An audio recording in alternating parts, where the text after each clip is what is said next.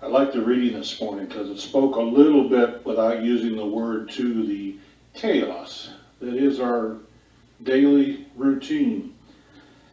Peace is a popular theme in New Thought. There are peace polls, interfaith peace conferences, prayers for peace, and a general desire for peace. Peace is an attribute ascribed to spirit and is evoked as a truth to be revealed. I say horse feathers. The natural state of the universe, the natural state of spirit, is chaos. By comparison, peace is death. He looks so peaceful. She is at peace now. Peace is the death of war. War is action, challenge, disruption, transition, revolution, evolution, growth, and destruction. Chaos. We are at war every moment of our lives. We eat, breathe, and circulate blood in a war to stay alive. We are living expressions of spirit with freedom of choice that generates infinite new experiences within it. To evoke peace invites stagnation. The 19th century American abolitionist Frederick Douglass, and I was reminded of this again this morning, declared, "If there is no struggle, there is no progress." We meditate seeking tranquility, peace, to connect with spirit. We enter into an unnatural state, seeking our natural state. We are confused. Our human mind is obscuring our own vision. We are, to quote the ancient sages, barking up the wrong tree. Our efforts are better spent recognizing our chaotic nature. It is our differences that push us forward. Those others spout a different view, and we are called upon to defend our own. In science, this is peer review. In their defense, we must look more closely at our own views and persuade ourselves that they are valid truths and not just accepted beliefs.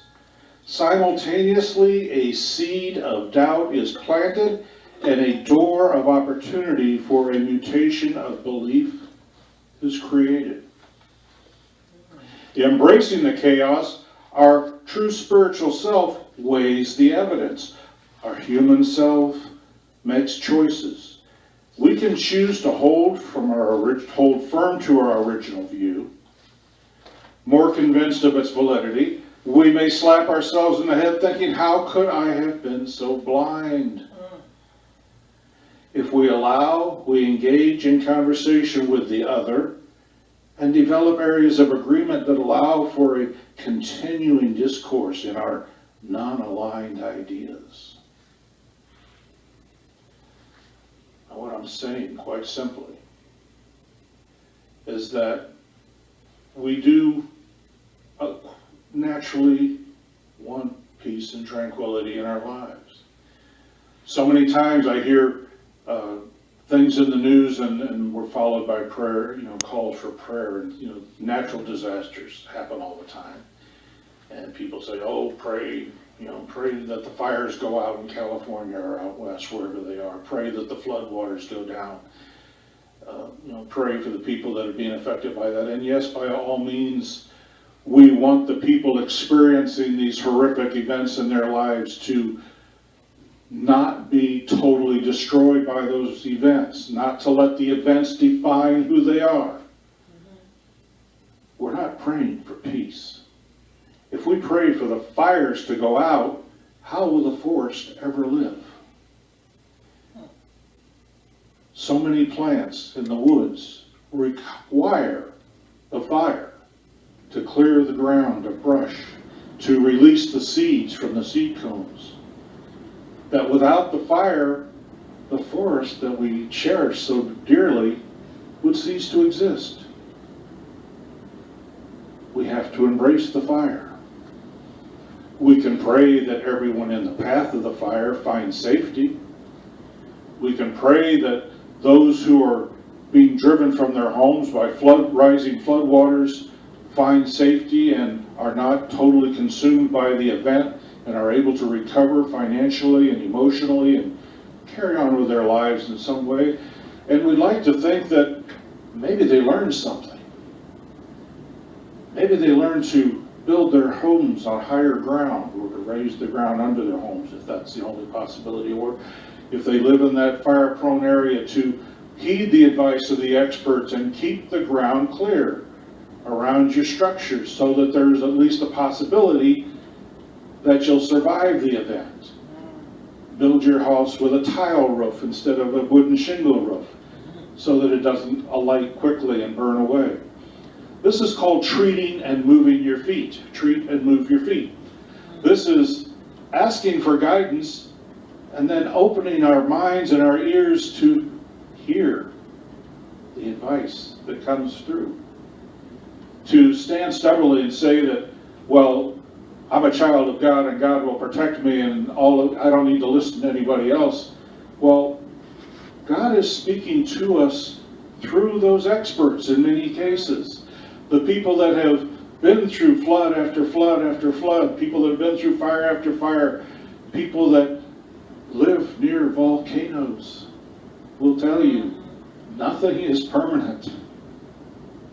Be prepared for the change. Be prepared for something to come along and shake your world. Be prepared to embrace the chaos.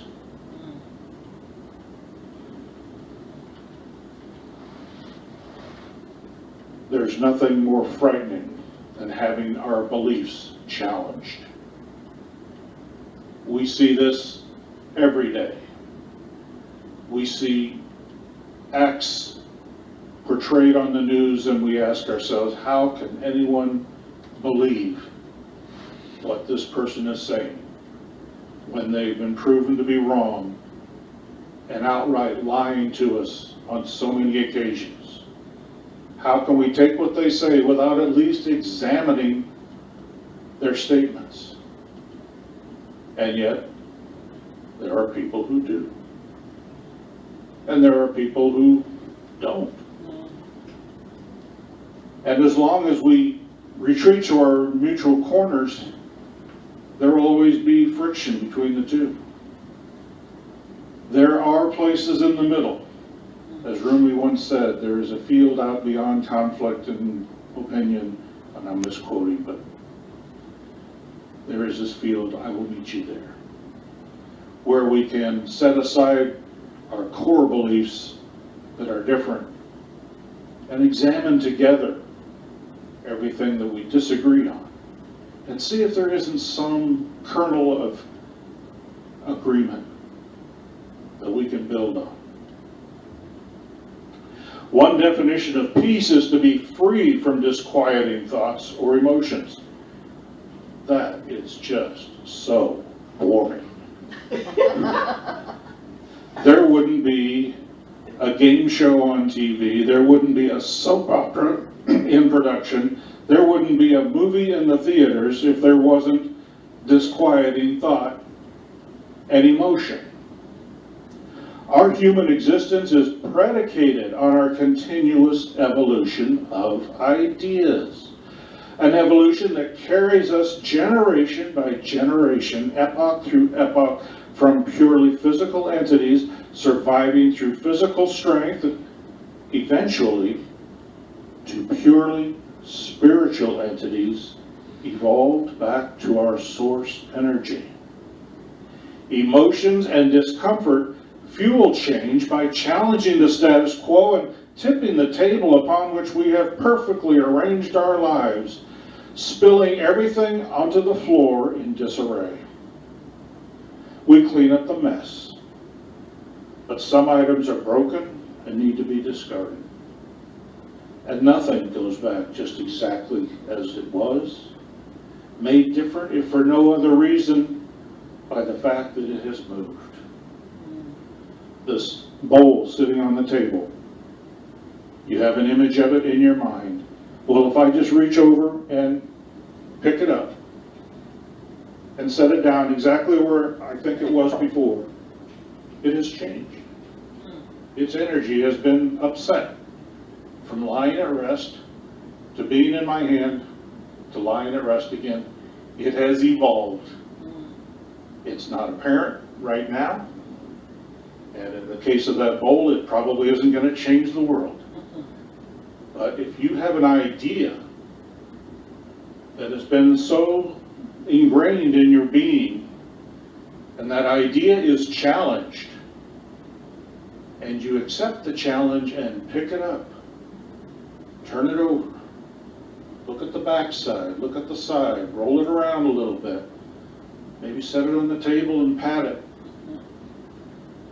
something is going to change. If nothing else, you're going to be more convinced that you were right. You've looked at it and you said, you know what, I hear your arguments, I've examined your arguments, and I've examined my belief in the light of your arguments, and I still like my belief. And I'm okay with it. However, you have told the universe that you are open to change. You've told the universe that even though I accept this belief, if there is something better that will work more cohesively, I am willing to take a look at it. And that is the seed that is planted that allows us to evolve. The first time a soldier decided to take a prisoner instead of execute an opponent, there was an evolution in the human spirit. The first time another human being reached out to a stranger and offered to help them rather than take advantage of them, there was an evolution that triggered an entirely new human being, human race. A race that says all of us have value. All of us contribute in some way. And each of us owes it to ourselves, if not the race in total, to examine those other ways, those other ideas, and see if there isn't something that works. In the last, well, in my lifetime at least, we've come to realize that the beliefs and teachings of a lot of our indigenous people here in the North American continent had a lot of really good validity to them. Just the way they treated other people. Now, a lot of the things they did were absolutely brutal and unconscionable. But guess what? I've got some European ancestors who don't exactly have clean hands either. English history, from which I stem primarily, is extremely bloody, extremely cruel, extremely violent.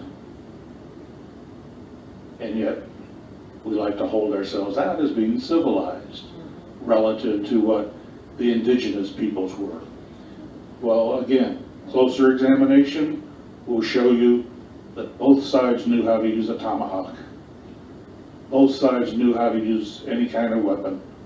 Both sides were totally into annihilation of the other side, if that's what their entire community agreed to.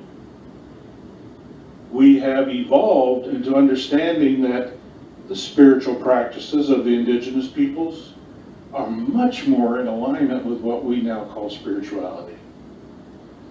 Their methodologies differ from what we do today in many ways, but then every single religion differs from every other religion.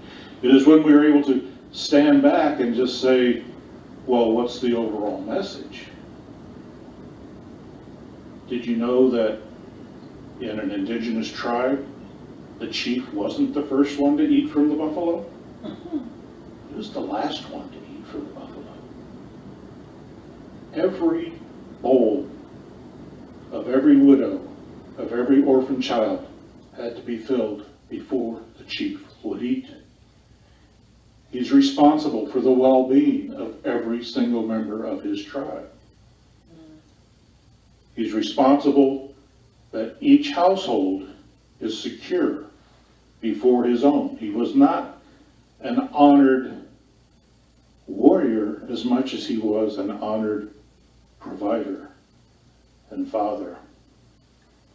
And there are variations. There are so many indigenous nations that I'm sure the practices vary from tribe to tribe, community to community. But what a great idea that leadership is there to provide for the common good, as opposed to, look at me, how great am I, aren't I wonderful, me first, I'm second, whatever's left over is mine, which we see so much of today. As spiritual people, we are in the position to not oppose that type of thinking, but to stand as examples of true spirituality, to stand as examples of ones who do reach out and help the other, provide a little better support for those who need it, to remember that we are all human beings, that we are all part of this spiritual oneness, that what hurts one of us hurts all of us, and what helps the least amongst us raises all of us just a little more.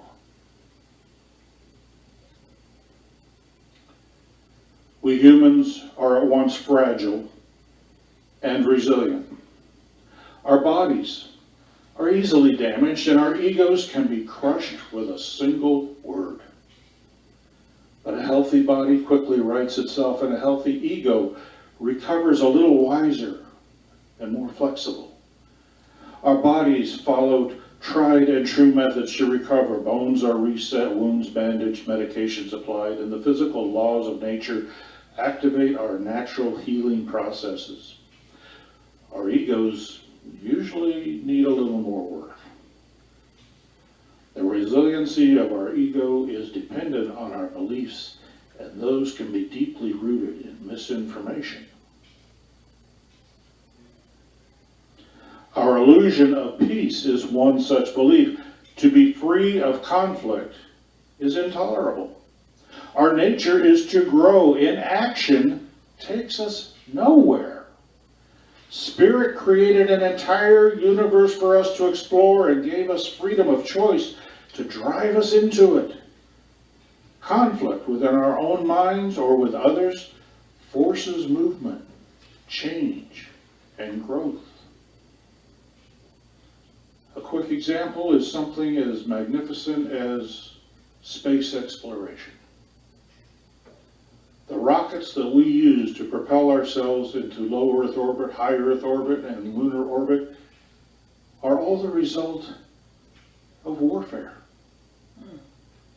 Yes, civilians were experimenting with them and trying to go higher and faster, but it was warfare that developed the true ballistic missile. It was the need to defend and to extend power that created that tool, which we have wisely employed peacefully over time. There is an international treaty that says weapons are not allowed in outer space. Now, that's not to say outer space can't be used to enhance weaponry. The Global Positioning Satellite has made modern warfare possible. It made it possible, after its development, for me to find this hotel when I didn't know where it was. But it was conflict that created the technology, that developed the technology, that financed the technology that we now use every day. If I make a 911 call on my telephone, I don't have to know where I am.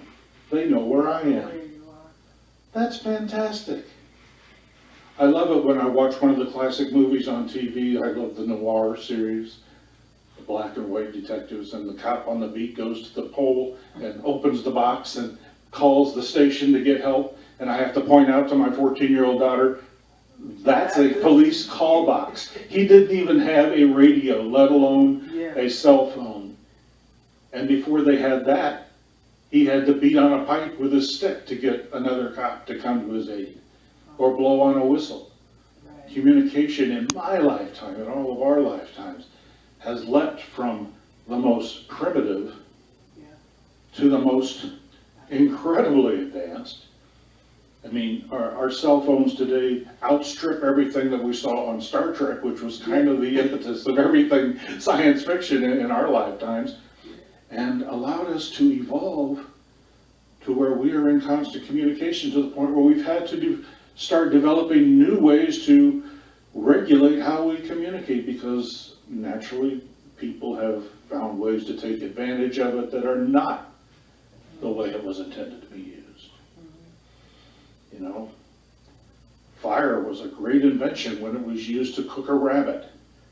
When it was used to burn down a house, not so great. We had to learn how to control that. We keep trying.